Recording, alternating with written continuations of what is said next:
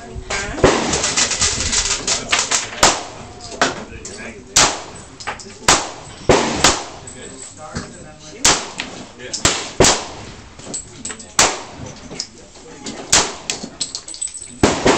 y'all are welcome to shoot standing. I need you to leave the bench and step up into the table. I don't want the barrel of your gun behind anyone else's head. Okay.